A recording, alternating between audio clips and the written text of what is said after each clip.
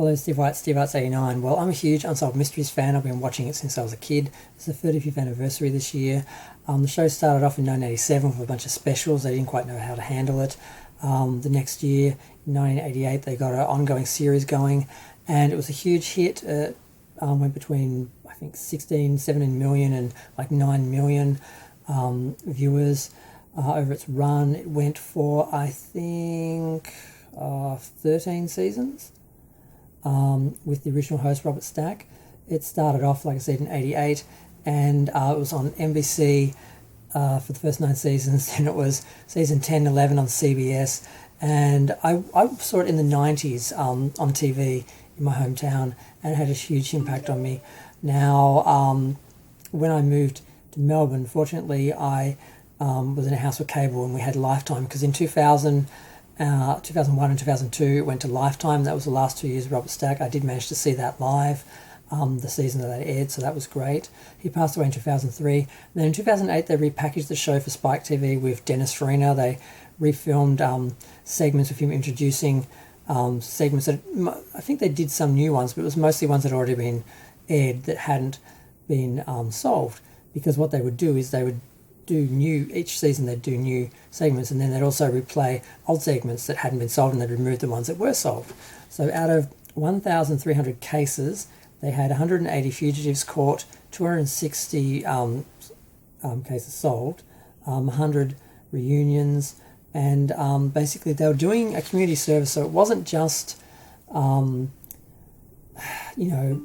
genre stories like ghost stories and UFOs.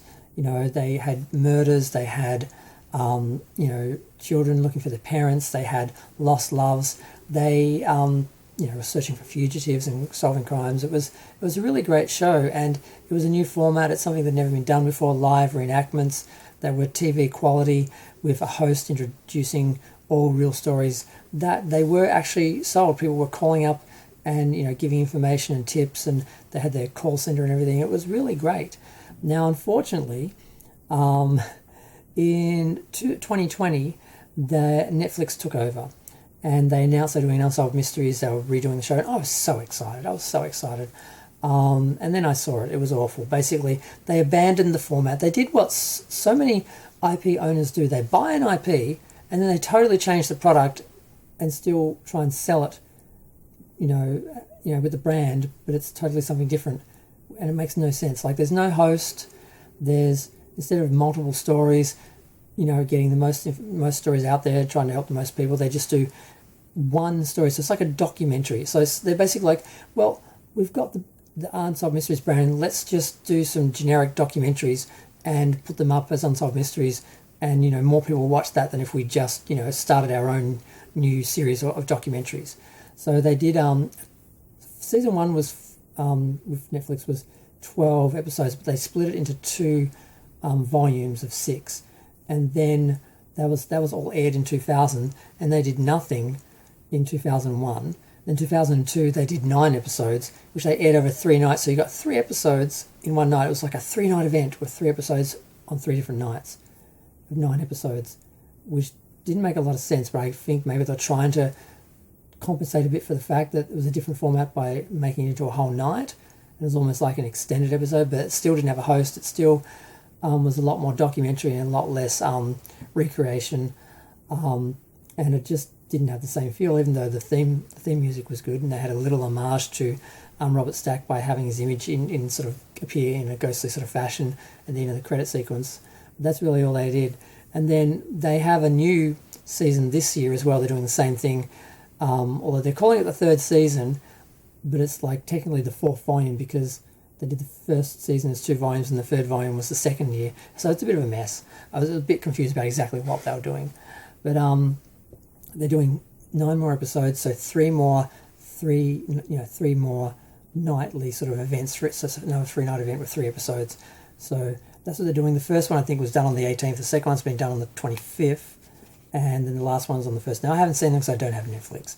But overall, I mean, if they had Unsolved Mysteries on Netflix, I would compromise my integrity and get Netflix. I don't get Netflix because they had soft core kiddie, you know what in the form of a documentary about the subject that actually used the subject and exploit. So I stopped watching Netflix years ago. I just sort of said I wouldn't have them again so long as that documentary was on their on their servers. And I don't know if it still is, but I just haven't gone back to it because there's been nothing I've wanted to see. Because even though I did want to see Unsolved Mysteries, once I saw it, it was just like, I can just watch, it's just like watching any documentary. It's not Unsolved Mysteries.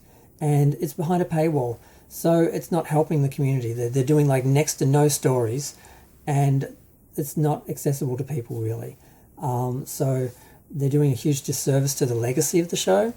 Now the original show, I think they've got 12 seasons with Robert Stack, and I don't know how many seasons. They split up the Dennis Farina episodes, which really were they've rearranged and repackaged the whole series in two different versions, Robert Stack version and the Dennis Farina versions, and they've got them on YouTube.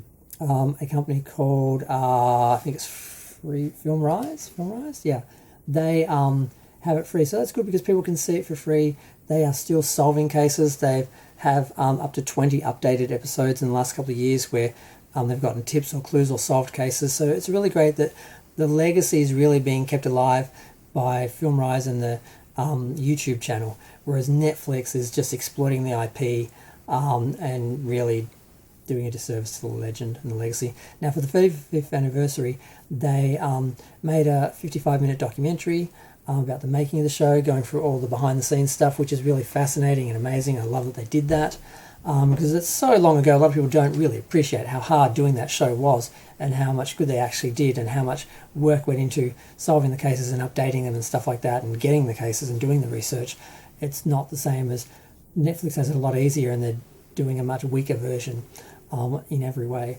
So the documentary was actually streamed as an event. It's shown as an event live and then streamed, and now it's on Filmrise, their YouTube channel, for free. So I've watched it, and it's great. And I just wish that obviously they sold they licensed the rights to Netflix. I don't know if they sold it outright because they've still got all the original shows. They must just be licensing it to them to make new shows, and they probably had no idea what Netflix was going to do.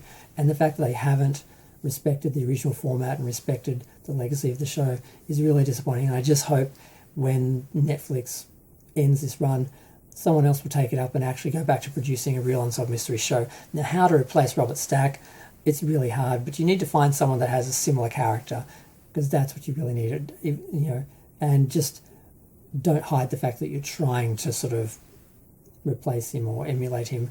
Just getting someone totally different, like Dennis Farina, didn't really work. He did a fine job, but he was no Robert Stack, and there's people who could do, sort of give it the same sort of atmosphere that it had without actually trying to copy him directly. So I just really hope we get someone else doing the show after this, because Netflix is just really, I wouldn't even bother paying for Netflix to see it. It's like I've got a million crime documentaries that are just like what they're showing on Netflix. I mean, I've got the theme song. I can listen to it whenever I want. It's on YouTube. I don't need to watch the episode. I can just listen to the theme song and watch a generic documentary and have the same experience. Or maybe 3 in one night. I don't know. But the only problem with, I will say, with Filmrise is the original Robert Stack episodes are only in 480, not 720, because the Dennis Farina ones are 720, although they were probably done in a higher format because in the 2000s, the standard definition had sort of shifted, because once upon a time 480 was standard and 720 was HD, and then 720 became standard and 1080 became HD. So the originals are in 480, and that's not the issue. The issue is when they copied them from the US files, or I don't know, in Australia at least, when you watch the videos on the Australian version, I'm not sure exactly whose video we're watching, whose file we're sourcing, but they're not delineated, I think is the term. So whenever there's a lot of movement or action, you get these little lines going through the screen, and it really hurts it. And there's nothing you can do about it. It's just the way it's done. I know from when people have copied videos or more DVDs from one sort of PAL to NTSC or NTSC to PAL, if it's not delineated, it does this because of just the way it's set up, the way that the two formats are different. So something's gone wrong there when they've put them onto video from VHS, I think. So, or maybe even just video to maybe our local. I'm not exactly sure how it happened, but it is a problem. It is distracting, and it does hurt enjoying it a little bit. I mean, most of it's just talking heads, so it doesn't really happen. But when you have the live scenes and there's a lot of movement, you get these little lines all the way through it, and it's just, yeah. But aside from that, I mean, they're on YouTube for free, you know, so I can't complain too much, but it'd be nice if they redid the videos and put them up again.